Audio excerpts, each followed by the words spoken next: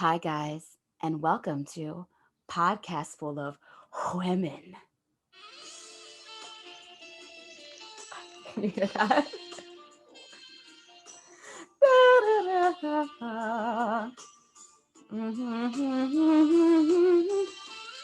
Oh, well, that's enough of that. That's enough. I think it's the instrumental version. Hi, guys. Hi. Hi, Lindsay. Hi. Hi. Are you there? Really there?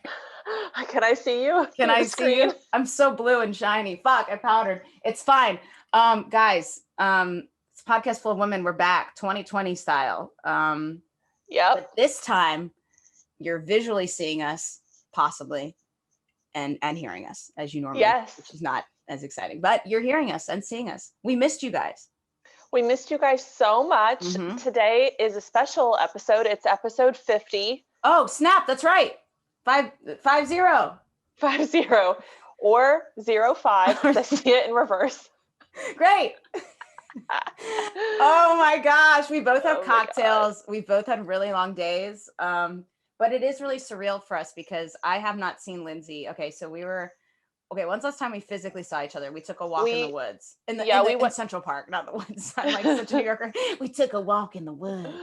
Yeah, we went for a masked, socially distanced walk, I think in June. Jesus. Is that the last time for real?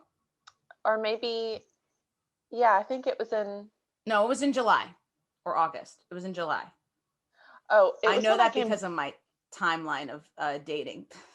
Wasn't it when I came back from my parents' house? So yes. It was like it was like August 1st. Okay, so it was in August. Okay, cool. Yeah. I keep turning blue and then brown, you guys. I don't know how to use this computer. It's my roommate's. I don't know what's going on. Lindsay looks great, very festive. I have an owl. He has nice garland underneath him. He's lovely. I'm wearing my Ravens Santa hat, but I was trying to be not trashy. Anyway, we haven't seen each other since August in person. The last episode we did of this was in March. Yeah. With Joanna Hossman. That's exactly right. Great episode, great time, great gal. And then everything went to hell. Not to laugh about it. It's not cool. It's really bad. But it was an awful year. Let's be honest. It's been a really tough time. How have you been? I've been good. We took a huge break from doing this podcast because we normally record in my apartment with our guests. And of course, like when New York City went into lockdown, we weren't going to like have people come over my house. No, we weren't going to do that. No, let's not do that. I know. It's been so sad because I love doing this podcast with you and I love our listeners and, I've just really missed it. I've missed it. I've missed seeing your face. I miss we've had really great conversations, really great guests. We've gotten into really deep topics. And I honestly feel like it's like therapeutic. It's like really nice to sit down and like, even though me and you are friends, we've been friends for years and we're friends outside of this. It is nice to like be able to show like our dynamic and also have someone else come in and then get to pick their brain for a bit and bond as women. Totally. Especially in this world, it's like, especially now, actually, it's just something that I think I've really missed a lot because, we're very disconnected. We're always on screens like we are now, but I feel like me and you are, we're just leveling up. We're reaching across these screens. We're getting in each other's lives. We're getting real. So, I'm excited for this new season of Podcast Full of Women because we have lots of very exciting things in store. Yes. As they develop, we will let you guys know. But, we've been reaching out to sponsors and have gotten a lot of really great feedback about the podcast. We have some amazing guests lined up for 2021. Yes. And Sarah and I will continue to discuss this on the podcast, but we are going to be starting a podcast festival for women. Yes. So cheers to starting new endeavors, Sarah. Cheers, gal, to the lens. Boop. Cheers. Cheers.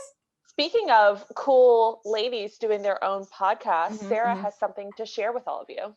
Right.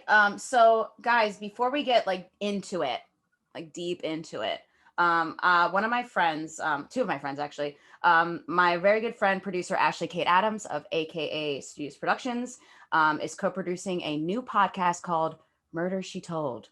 It's hosted by Kristen Seavey. Kristen Seavey is so dope. Love this girl. She's done a true crime podcast before, and she's back with this one. It's called Murder She Told. It's all about murders happening in like Maine and like New England, and she really gets into it. It's really great sound quality. They've got great producers attached. She goes into a different murder each episode. She's a podcast veteran. I think she's been doing it for like 4 years. She's amazing. So what we're going to do now is share their trailer with you guys, and I think you guys are going to love it. So enjoy the trailer, and you'll be back with us after the jump. Growing up as a latchkey kid in a small town in Maine, I always assumed I was safe. After all, unless it makes national news, murder isn't something people talk about around here. But that doesn't mean it doesn't happen. Murder She Told is a true crime podcast featuring crime stories, unsolved murders and missing persons, and baffling cold cases from my home state of Maine, New England, and small towns across America. These are the crime stories your hometown doesn't want to talk about, the mysteries buried deep in the newspaper archives of local American history. These are the homicides you've probably never heard of before. Through detailed storytelling and connections with family, friends, and investigators closest to the case, Murder She Told will hit home for any true crime fan, whether you're from Maine or from away. Visit murdershetold.com to suggest your hometown crime story, and subscribe now wherever you get your favorite podcasts. I'm Kristen Seavey, and this is Murder She Told.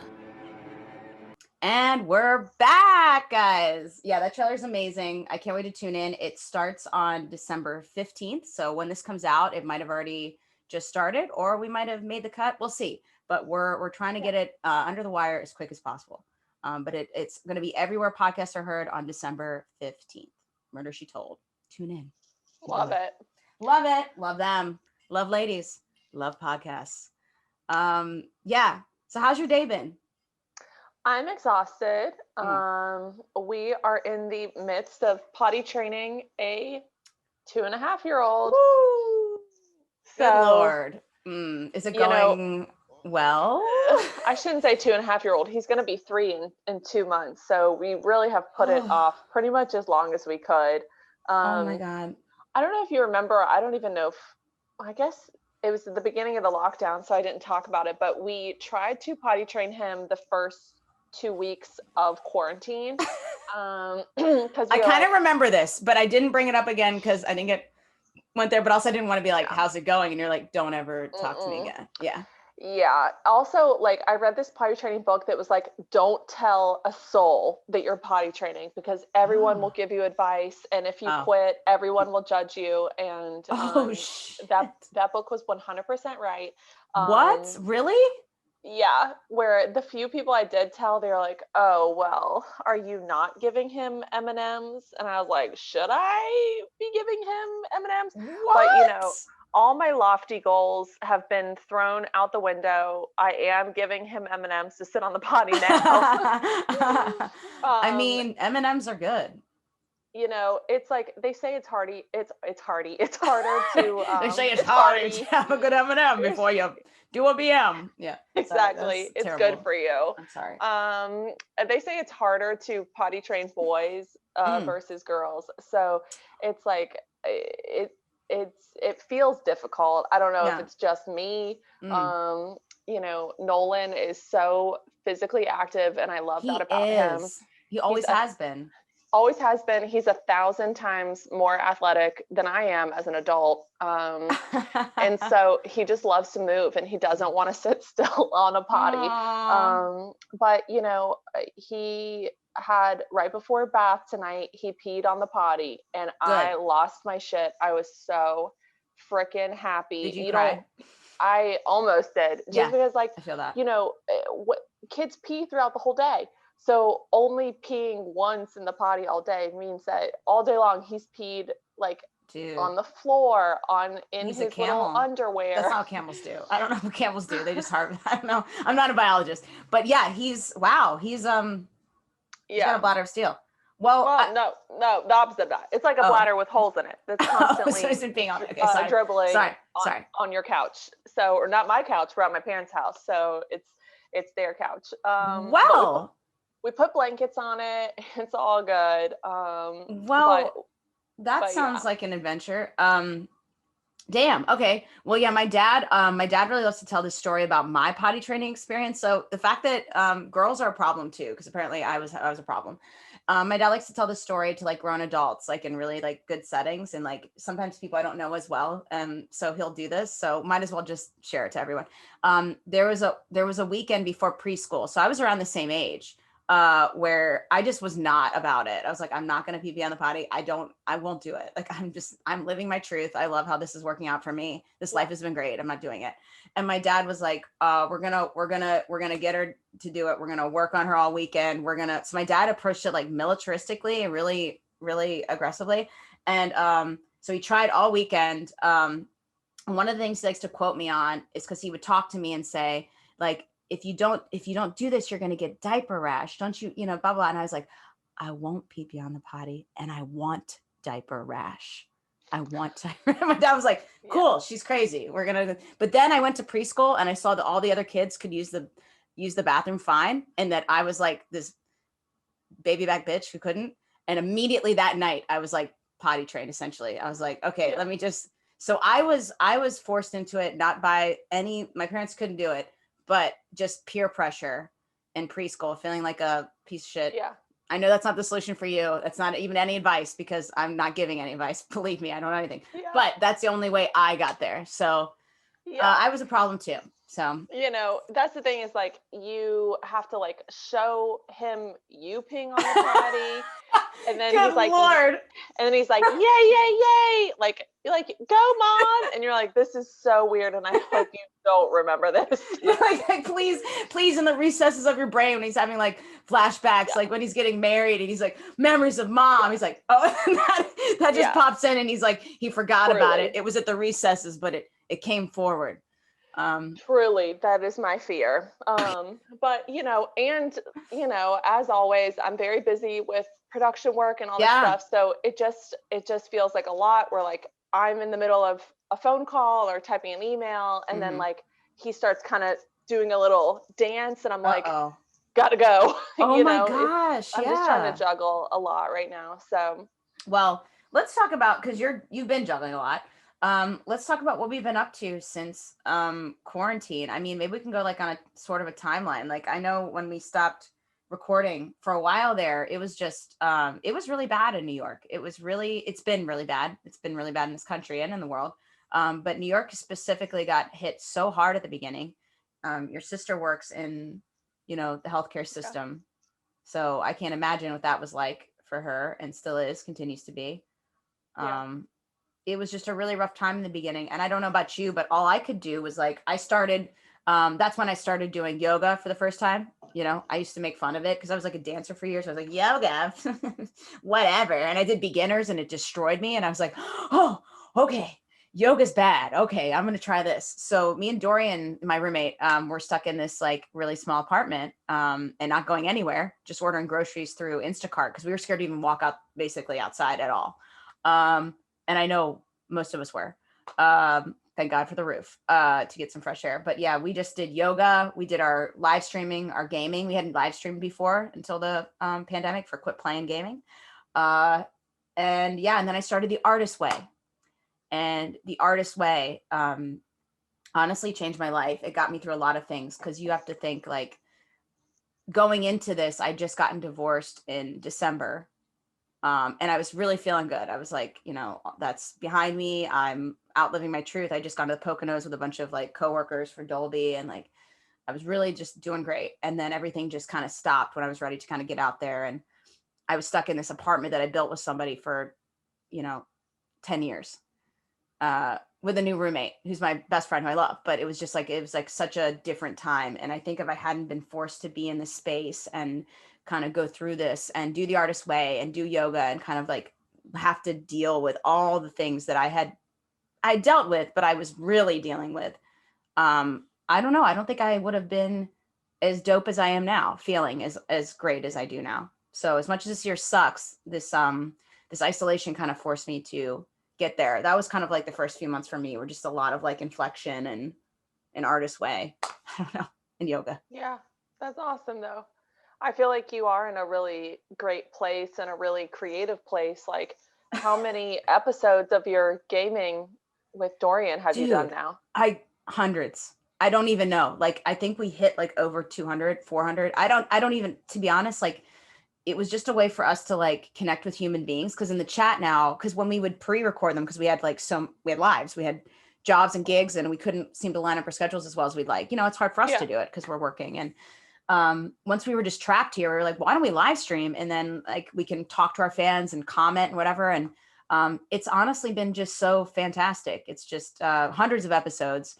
We have returning fans and people that tune in every time we get on. And we have some really great, dope people who just come throw us some stars. Cause in Facebook, it's stars are how you get money and currency. And it's really cool. People come by and are really avid fans. So it's kind of been, this as much as this thing has been terrible, and I mean terrible, it's been nice to be able to do something from home that, let us reach other people and do something we love, like playing video games, Yeah, totally.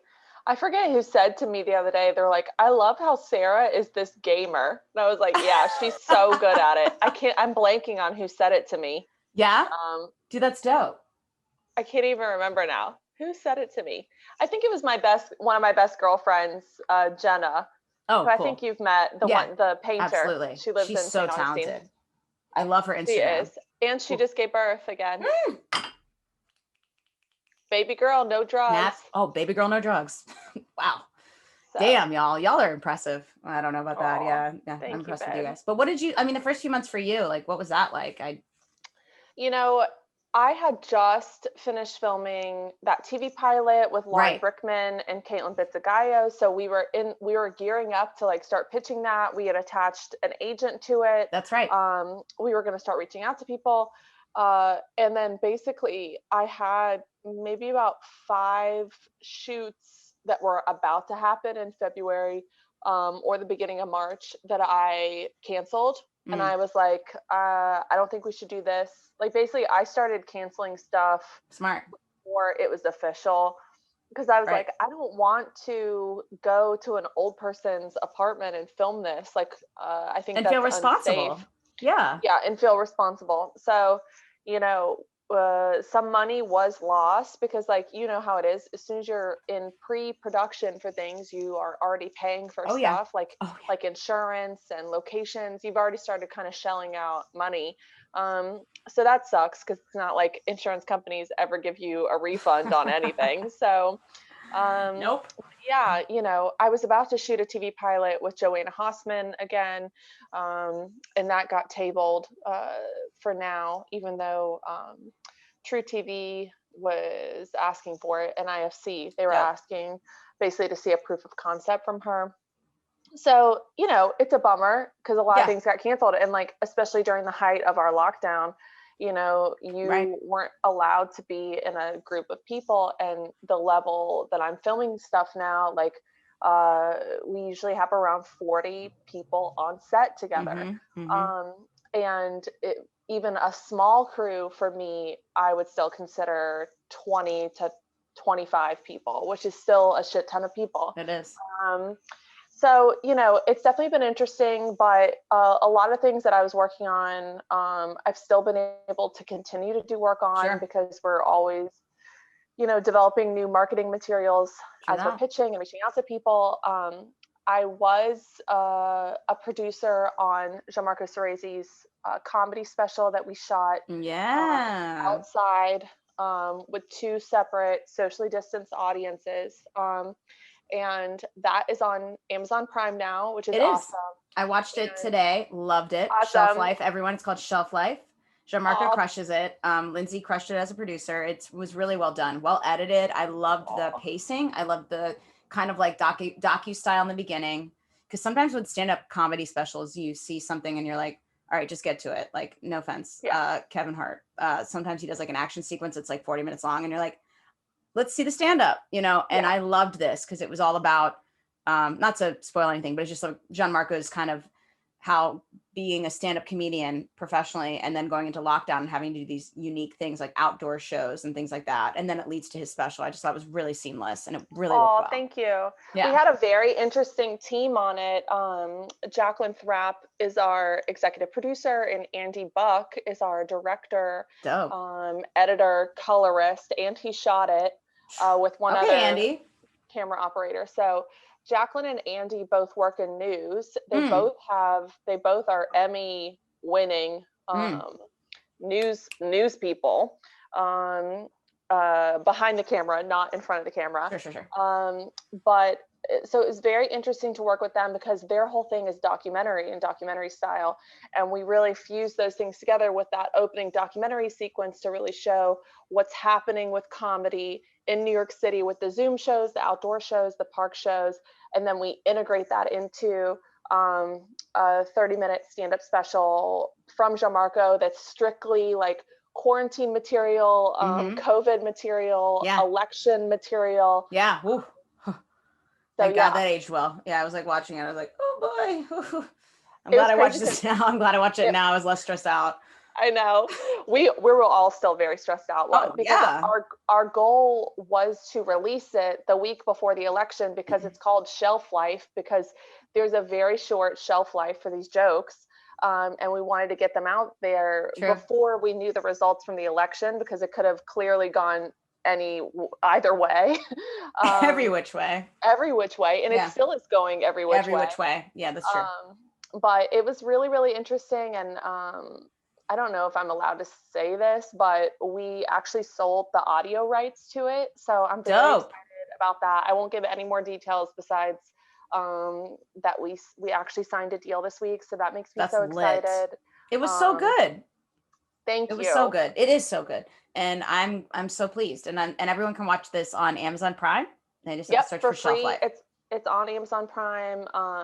And then we're working out details where the audio will be, but it's free on Amazon Prime. And actually, NPR recommended it as one of the top comedy specials in 2020. So that was so cool, dude, to hear them talk about it on NPR. My mom and dad had a freak out because they are diehard NPR fans. Yeah, they're purists. Yeah, I love that. Yeah, I live for that. So, I made that up. That's not a thing, but that's dope. For sure they are though. So, but yeah, that's amazing. Kind of been my main thing. We have a bunch of things on the docket coming up, but still that continues to take up a lot of my time as we continue to try to figure out how to make more money off of it. How to do it, what to do with it. Yeah. I know that the first few months after doing The Artist's Way, I wrote another series in which Lindsay is producing, which we'll not say too much about, but that's in development. And then the cool thing is Dr.Seeds, Writing the D with Dr.Seeds got on Amazon Prime as well. That was really dope. We got to cut up the pilot that we've wanted everyone to see for so long. We've had so many meetings and so many things have happened. And luckily we did that right before lockdown, essentially. We cut it up. Jeff did a great job. And once it was pieced together, we got it on Amazon Prime. So yeah, that was crazy. I wasn't expecting that. That was crazy. I will never forget you calling me and being like, it's on Amazon.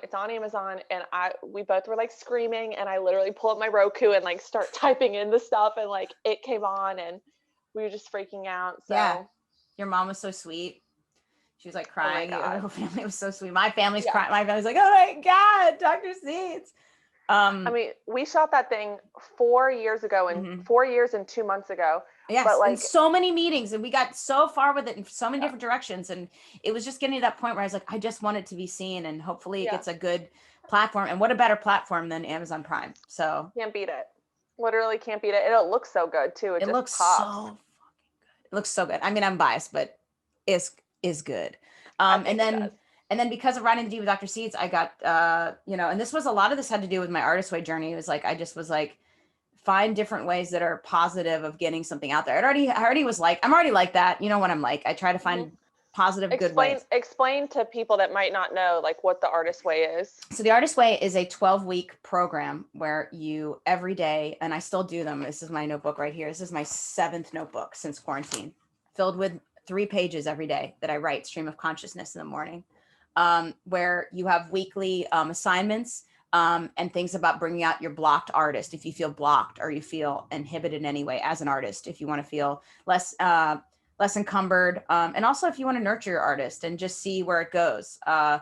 I feel like 2019 was such a rough year for me. And then obviously 2020 has been amazing, but it has in a lot of ways because I feel like doing the artist way and having such a year like last year, I was able to apply like lessons weekly, writing things, little like art projects, but also like a lot of stimulating mental projects that you're able to write and be creative. And it kind of reinforced how I was already. It's sometimes you kind of need to hear it from someone else, how your mind's working as an artist. You kind of sometimes have to hear like, oh, that's validating. Like, I feel like I've always felt this way. And I don't have this like, I find that sometimes when I'm working with people, and definitely not you, but sometimes I feel like there's like a competitive thing. And I've never truly, I'm a competitive person, like gaming and physical and all this fun things. But as an artist, I felt like always what I make is just what I make. And it's not really comparable to anyone else's. And I don't want to compare it to anyone else's. I want someone to be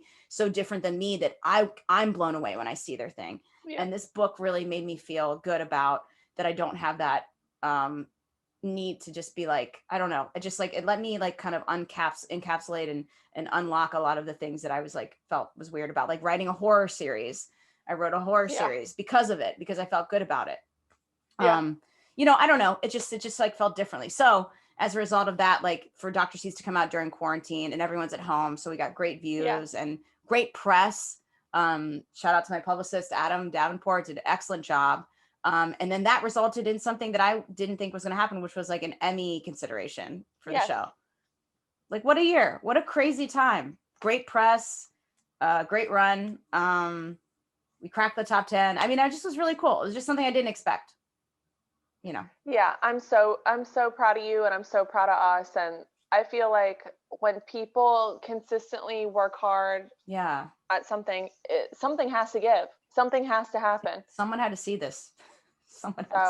That's awesome. And I am very excited for the horror digital series that you wrote. And, you know, hopefully we can talk more about that as things continue. Right. And Dr. Seeds season 2 is dope. So I want to do this. I'm so excited to do many things. I know. That's awesome. Well, what's happening in your personal life? Well, I won't get too much into it. I don't think this episode, but I might. I started, you know, it was really unexpected, you know, when you're in lockdown and you're kind of ready to start getting out there as someone dating people, because I had been with the same person for 12 years. I know. How did she do it? Was she 10? It was just like, I don't know. It was just like everything went into lockdown and I just didn't know when I was ready, and something, you know, kind of seamlessly happened over Zoom in a writer's group that I'm privately in. And I've been seeing this person now for 6 months. So I'll get more into that, I think, on a later time, but I'm really excited for you to meet him. And it's kind of a whirlwind. I didn't expect any of this year, especially this year. Who in COVID, you know, starts dating somebody, you know, and it goes really, really well. I don't know. That's cool. I can't wait to meet him. Yeah, I'm trying to see you when we're at Woodstock, but we'll figure that out off camera. That's awesome. And he's a producer, which makes I know sense he's to in me. our industry, which is really nice. He's not an actor. College, been there, done that. High school too. You know when you're like a young actor and you date someone you're acting with, or you date somebody who's like in your program. Yeah. No, not for me. Not to crap on any gentleman, because I'm sure they're all great. Just wasn't in college. I pretty much exclusively dated frat guys. So did I actually. Now that I'm saying that, I'm like, but you dated only like frat dudes. But you know, the few times I have dated other actors, I will not name them on this podcast. Don't do it. But it always is extremely dramatic. Mm-hmm. You can't have a normal conversation because it turns into an acting scene. Oh, God. Ew. I think that, I mean, I can't speak for everyone and how relationships work, but I mean, I have been married for 8 years now. And I think Wow. that, something that you need is like balance, where you need kind of like a crazy person and a normal person. Mm-hmm. And when you have two actors together, you both are kind of the crazy person. So you need one person who is like, yeah, let's calm down. Or do you want to take a breath and we talk about this later? Do you want to like take a chill pill and yeah. Well, I think there's a special thing that actors and performers have that like even producers, although I find the person I'm dating now, he is, I think, in our realm of personality. It's not like that extra actory essence. So I agree with you. It's like there's like a, he's a producer writer, so it's nice. And like we met as writers. So he knew me as a writer first, and then which is cool. Yeah. I mean, but you're extra. Let's not pretend like you are. No, me, I'm extra. No, I meant you and me. Like I'm me and you. We're extra. No, me, gladly. I'm wearing the pin. Like I'm extra.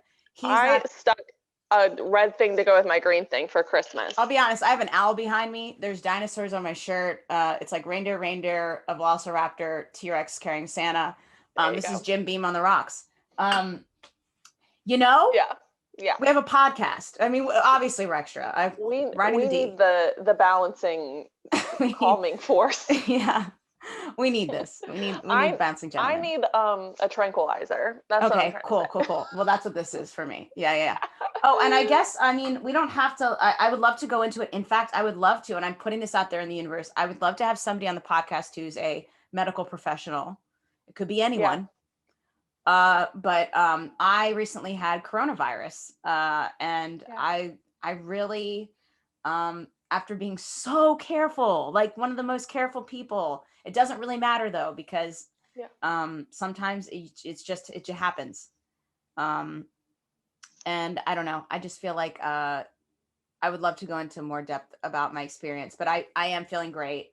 I feel like my situation specifically for me was really great. The outcome was great. I bounced back pretty quickly, but it is no joke. And I really can't stress enough that it's really imperative to wear a mask. That's how I didn't spread it. It's because I was wearing a mask, and everyone that I even saw remotely, and that was only 2 people, did not get it because I told them to stay a distance and I had my mask on. So I'm just saying it works. It works. But yeah. That's awesome. Well, I'm glad that you're feeling better. And I feel like you are someone who works out every day. You're vegan, you're extremely healthy. And like Thank you. I'm happy that you feel good, but it also makes sense to me that you feel good because, because you really take care of yourself. And I know that, I mean, me personally, am I working out every day? No. Am I eating Oreos every day? Yes. Oreos are also vegan, so don't even worry about it. Which is why my parents, it's why my parents have them here, because that makes sense. They're vegetarian but leaning more towards vegan. So they're leaning. Yeah, I feel that they're leaning. So when I don't eat meat while I'm here, I just guzzle Oreos. Just you break them up, put water, chug them. You're like Rocky, but instead of the eggs in the cup, you're just Oreos and just. Yes, I am Rocky. You are Rocky, Oreo Rocky. So, we're ready to get back to the swing of things. We're happy to be back in this podcast, y'all. There's a lot of projects coming up. I mean, like you were saying, a lot of my stuff got canceled. A lot of movies I was attached to. It is what it is. I'm so sorry about your mentor passing away. That is so sad. That was really upsetting. John Gallagher was one of my mentors, and he's a really great director in New York City, a legend. And I was the next film I was gonna. I've done 5 films with him, and my next film with him was really exciting, and it's still gonna happen, I'm sure, but maybe, I don't know. He's just the heart of so many things, and he's gotten me some of my biggest roles because he's believed in me even before I was making bigger things, even when I didn't have a lot of credits. So he's a huge loss, and I miss him, but I feel really lucky to have worked with him for on so many projects. And we met at one-on-one at a improv class. I was improv comedy. I was like, I don't know who this is, but I'm taking this class and he's going to work with me. You know what I mean? And then I took the class and he worked with me for like 5 years. So 10, how many years? I don't know. I don't know math anymore. 5 projects. We'll just say that, like 7 years, 8 years. But yeah, John Gallagher is a New York legend. Google him if you can. And he's incredible. And thank you so much for your condolences. I miss him a lot. Oh. Yeah. Yeah. Yeah. I've met him a couple of times. It's so sad. No, it sucks. I think we lost a lot of great people during this. Like I know my tennis short film, Mark Blum, passed away from COVID. He's one of the main actors in a film I produced. And so such a good actor. Such a wonderful actor. Amazing actor. Mozart in the Jungle. Succession. I just saw his because I was rewatching it and he's so good. Yeah. He's in Succession. Exactly. He's in Succession and he was on the board before I joined the SAG-AFTRA board, but I just missed him. But he was everybody on the board was so upset. Yeah. It really is sad. We lost a lot of really wonderful people. Emily Driscoll, who was on the podcast, her father passed away, and he was such a sweet man and had an art gallery that we would always go to. And, you know, I think that this has been a really strange year as we all try to process COVID and what that means. And I know that in New York, we were particularly hit hard. And I think it's also down south. All my relatives and friends and sorority sisters they're trying to process COVID in their own way as well, a different way than how I am. But, you know, I think what's kind of sad and interesting about this is that we all have to take responsibility for ourselves and realize that we don't have control over other people and what they do. True. And so that's been a big struggle for me during this COVID time, is that like it makes me angry when I see people not taking it seriously. But then I realized, you know what, it does matter, but it doesn't matter because they're going to do whatever they're going to do. And what I have control over is me and my family and my child. And, you know, for the most part, my parents, as you know, because we're, you know, for a lot of this quarantined here with them. And so it definitely has been an interesting year to kind of figure out where we're all at mentally with all this stuff, you know? Yeah. It's been, it's been very introspective. I've been, you know, and it's also interesting, like you're saying, like you can't control how other people handle the situation. And it's hard too, because if you're handling it this one way, and then you have friends that you really love and respect, but you're seeing how they're handling it. And you're like, whoa, I thought we always felt the same way about literally everything. I'm so confused about. And it's been really hard. It's been really trying. It's been hard too, to not have that intimacy of human interaction one-on-one with all these people that normally, you know, like I said, me and you are extra. We like people. We like to see people. We like to be around people. So that's been very hard too, because being so careful, like I know you've been, and I have been, it's been difficult, you know? Yeah, for sure. And I think like as a small business owner, you know, like this production company is my livelihood and how I pay my bills, and just burning through years of savings because I basically am not nearly making what I normally make is also just frustrating, because you're like, you want more help. You want help from our government. You want help from somewhere, and we're not getting it. No, we're not. Really and you know, I think it's New York City. So it's also like what we pay every month is significantly different than like what my grandparents pay in Jacksonville, Florida, you know? Yeah. It's just not comparable. You know, we spend a lot of money, but hopefully we're making a lot of money and it kind of evens out. And when none of us are making money, then it's just like, okay, so what am I supposed to do? Am I going to start like an Etsy where I make pottery? Am I going to start a sweatshirt company? Like what am I going to do? Yeah, no, it's true. Yeah, no, it's absolutely true. That's so right on. Like, and that's honestly been the whole thing, the pivot this year of like, while I'm writing, while I'm doing I'm in a writer's room for a show called Working Out the Kinks. It's about black hair. Obviously, I'm not an expert. I'm the one white person in the writer's room, which is so dope because they added a white character and they wanted to have somebody who was white in the room, so we could make that character less two-dimensional, and it's been incredible. So I was trying to find other ways as well, writing wise, safe things I could do to make money. And yesterday I was a virtual MC. So I was an MC for, I had an avatar and there were 500 other people with video game peoples, and I MC'd a game show. So, we're all cool. It was interesting and cool. So we're all finding our different talents. You have your production company, Edge in Motion, is producing so many things. I started a pitch deck company, and that's been cool to be making pitch decks for people. So when this all comes back around and everyone has a vaccine and we're safe again, we can start really shooting stuff. Cause you know what, guys, people need content. People will need content. So get your stuff together now, right? If you can, if you're up to it, and get stuff together. But yeah, we've had to pivot, and I think we're survivors, Linz. Yeah. I'm a survivor. I'm no give up. I ain't gonna stop, but gonna work harder. That cool thing. 100% that.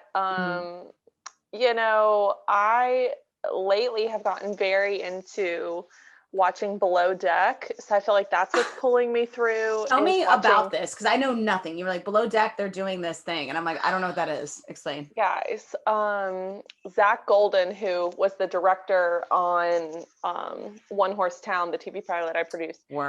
When we were talking about Bravo, because I went to BravoCon for Ariana Maddox, my friend that's on Vanderpump.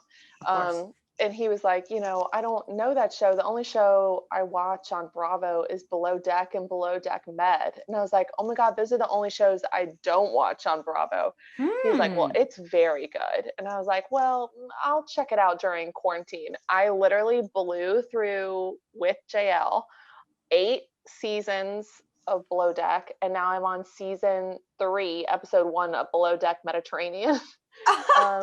What is it about? Is it about boats? Or just each season is one mega yacht, basically, or super yacht. And the crew people who work on the interior and the exterior of this yacht. And they have super rich guests that come on, and each charter, they get tipped 20 grand, and they split it between all the crew people, and then all the crew people hook up with each other. And there's a captain. It's I'm particularly enjoying Below Deck Mediterranean. It's just super beautiful. And season 2 was Croatia, which is just on my bucket list. Yeah, me too. Oh my God, me too. So when they have antibody passports, I'm looking into that. Yeah, exactly. So yeah, no, that's been the one thing I really have been watching a whole lot during this. That's dope. Yeah, I've been binge watching some stuff too. Mostly all narrative, but and lots of cartoons. So I don't know what's going on, but I did. Dorian really wanted me to see Avatar: The Last Airbender on from Nickelodeon. Watched the whole thing. Succession, binged it again. Cobra Kai. Loved it. My friend Vanessa is in that. Really? Who is she in that? She's I haven't watched it, but she's beautiful, Hispanic, beautiful. Okay. Girl. I don't know. Curly hair. She's our age. Oh. Okay. I think she's one of the main characters. Holy mother. Is she the mom of Hector? I don't know. Or what's his name? I can't. Either way, we'll watch it. Miguel, I don't know. Maybe Miguel's mom. I don't know. That's dope, because that show is amazing. That show is 80s realness. It's exactly what you would want. It's not super deep, but it is. It's wow, this is so well written. It's of the times, Awesome. Yeah. So Michael, my brother-in-law, he's watching it. He said it was good. Dude, Cobra Kai's lit. I'm into it. Yeah, I'm watching all this Succession, Cobra Kai, Avatar: The Last Airbender, Castlevania. I don't know what I'm doing, but it's all over the map. I feel for me, I gravitate towards watching reality shows when I want to unwind, because I don't nitpick it in the same way as scripted stuff. It's really hard for me to just watch. Everyone was watch The Queen's Gambit. It's so good. I haven't watched it yet. I watched one episode and I was like, this is not for me. And my mom was like, why? It's my favorite thing I've watched. I was like, I can tell from this pilot episode that I will not enjoy the filmmaking of this. And I'm sure that it gets better and it's good, but like for me, it's so hard for me to like check out and just watch something. So I'm always critiquing it, like as a producer, like this didn't need to be there. This was too slow. I hate a fucking long ass montage. I swear. Ew, it's like, like everyone loves Better Call Saul. It irks me to death that I stopped watching halfway through season 1. So they do like these 5-minute long montage things. And I'm like, why are we get it. He's putting boxes in the back of a car. Why do I need to see this for 5 minutes straight? It's just stuff like that. That's very hard for me to just watch and enjoy. But with reality TV, I can just watch it. Dude, that's like video games for me. Like how you describe reality TV, like that's why I like video games, because like even if the storyline, sometimes the storyline is incredible, like The Last of Us or whatever, but sometimes it's just stupid. And you're like, I'm here. I'm just doing my thing. Either way, who cares? And that's why I love video games. So I totally get that. That's like my video games are like your reality TV. And like for narrative, like notice I'm watching a lot of like horror and animated stuff I don't typically make, except maybe I will be, but you know what I mean? It's just not as like, I'm not watching comedies really a lot because like you said, I get so like, I'm like, ew, I know exactly what's going to happen. This pilot, it's so predictable. Or like, I know where we're going and I know I'm not going to like it. So why am I wasting my time? I have been watching Zoe's Extraordinary Playlist, the NBC show, because one of my friends from college, Jon Stewart, is a main character, like character in it. Dope. So that's been so cool to watch him just blow up. He's so talented. That's insane. Skylar, who was in the original cast of Spring Awakening, and our paths crossed a few times, is also in it. So it's just really funny to watch a show where I know like 2 people in it. That's dope. But yeah, no. So I've been watching that with my parents, and they're really loving it. Okay, well, I'll look into that. We watch on Hulu. Okay, cool. I have Hulu. Yeah, I'll look into that. Yeah, all I have is like, I have like Disney Plus, Hulu. Oh my God, so many. Mandalorian is lit this season. Holy mother. That's another one. Like, I did not like that. You don't like Mandalorian at all? No. I feel like each episode is like a video game where it's like, hello, I need help with this thing. Will Star you Wars. Come? And there's like, Star Wars. Yes, that's what Star I will Wars come. Is. And then it's like, how did this progress the thing forward? He just needed to go get a dumb gemstone for this robot. And so I feel like every episode I'm like, okay, so still the same situation. He has the Yoda thing and still doesn't know what the Yoda to do. Thing. Like, you mean Grogu? Okay, fine. You know what? We're just going to have to agree to disagree. It's like a Western, but it's Star Wars. But yeah, Star Wars is video gaming. I get it. Yeah. There's so it's like standalone episodes. Yeah. It looks good. I think production quality on it is very nice. Yeah. It's beautiful. I think it's well edited. The special effects are wonderful. But it just is like, also they choose, my other producer rant for it would be like, they choose like people who I don't think are actors to be people who are speaking.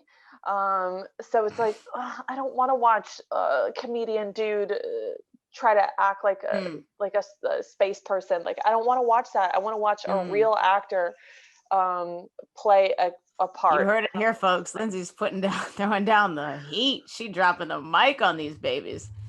Well, I feel you. On some of those comments, I feel you, but I think it is dope as shit. I love it so much. But RuPaul's Drag Race, we always agree on. That is our girl. New season starts January 1st. I know. We should talk about it on the podcast. I know people will get mad, but maybe we'll have like our own. Maybe we do a spinoff where we just talk about RuPaul. We will. Sarah and I plan to watch all the intro videos for the new queens, and we will do a RuPaul's Drag Race new season spinoff episode where we discuss it all. We must talk about each and every one. We must. The girls. We must. We will. Bring back my girls. Yeah, and don't fuck it up. Sarah, we're at 50. Okay. minutes. Sorry. Okay. All right. Well, this was our intro back into the the podcast lexicon. I'm so happy to see your face, and I'm glad that we did this. And yeah, this is as usual. It's always effortless when we do this. I just love catching up and talking about all the stuff we're doing. Oh, girl, I miss you so much. And if anyone is interested in playing me on chess.com, the app. Oh my God, you play chess.com? Amazing.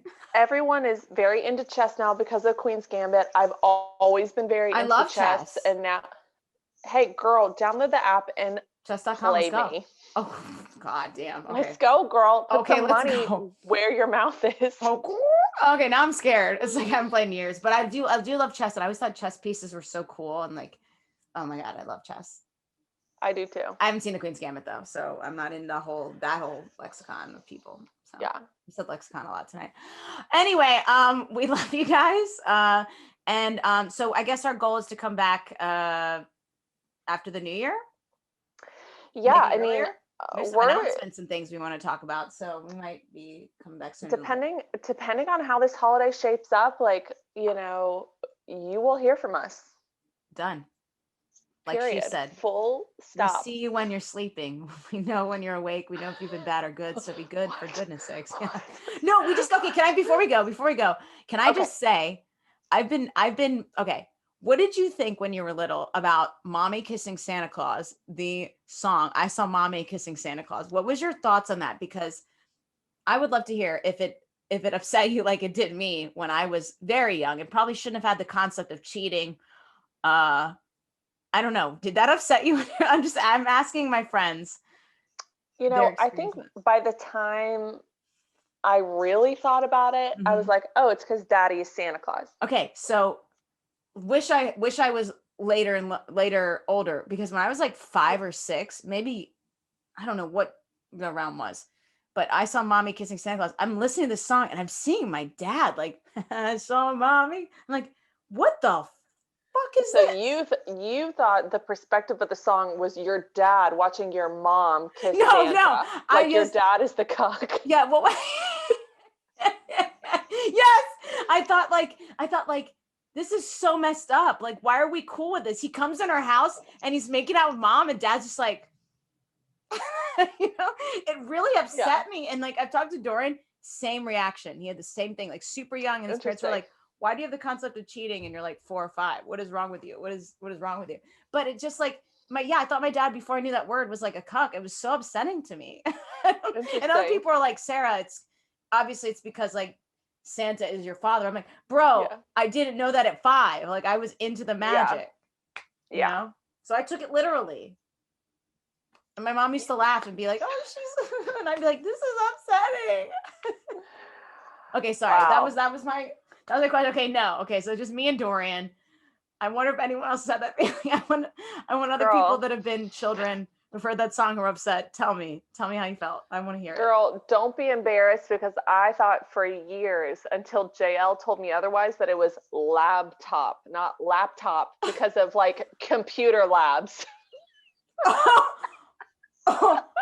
Okay, well, see, again, I was 5 in mine. I'm not saying I was 16. And I was like, Daddy's getting cucked. You know, like, no. But yes, I'm sorry, Lindsay, not to shit on your.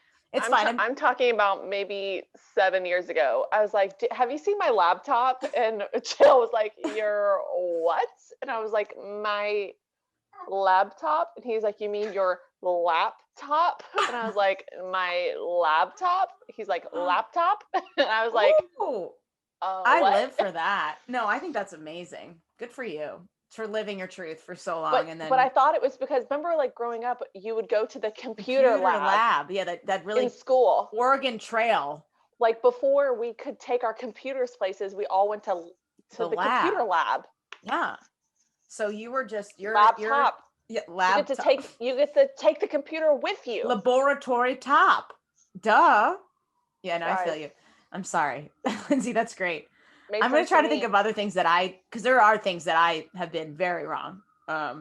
Like later been like brought it up. People are like, you mean, and I'm like, oh shit. You know, so this has definitely happened to me. I just probably blacked it out because I was so fucking, well, thank you for sharing your story. And I want everyone to know I'm with Lindsay on this. That's an acceptable thing. Hashtag laptop. Hashtag dad's a cuck. Santa's cucking dad. Like, what the fuck? Well, we definitely covered it all. And our followers that are still listening have decided they're going to stop after this one. So now I'm done. Okay, guys. Well, thank you for joining us for a podcast full of women. And we'll see you guys on the next episode. Bye. Bye.